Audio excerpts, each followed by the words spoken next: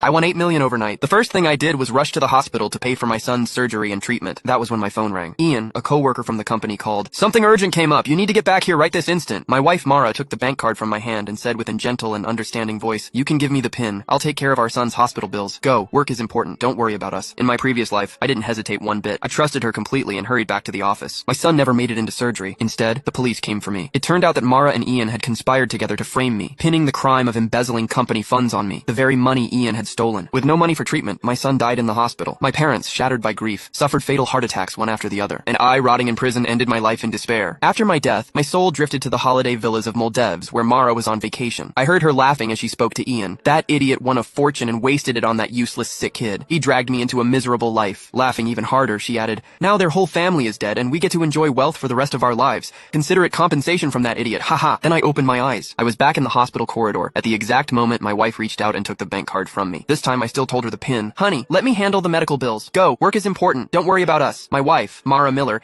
held the bank card with $8 million inside tightly. She might have sounded gentle and understanding, but her eyes were gleaming with triumph and excitement. In my previous life, I had trusted her completely. I did not expect her to take the money needed to save our son, Jaden Lowe, to conspire with my colleague, Ian Staffer, and frame me for embezzling company funds. I was then sentenced to 10 years in jail, and Jaden died in the hospital, receiving no treatment. Even my parents died of heart attacks one after the other. Their bodies were left on the streets with no one to help. When I was given another chance at life, hatred was raging in me. I wanted to tear that vicious woman into pieces with my bare hands. However, that would only land me in jail once more. It was not worth it. I was going to use a different way to make Mara and Ian pay the price. I gripped her wrist tightly and said with a strong hint, thank you for dealing with the hospital. This is the money needed to save Jaden. Don't wire it to the wrong account. After all, in the previous life, Mara did not wire the money to the hospital's bank account, but instead to Ian's other account. Mara's eyes had a pang of uneasiness in them. She said shiftily, don't worry, I won't be that careless. I replied with a smile. All right then. I turned around and my smile instantly vanished. Exiting the hospital, I sneered and called the police. Hi, I would like to report a financial crime. 2 minutes ago, I was scammed out of $8 million.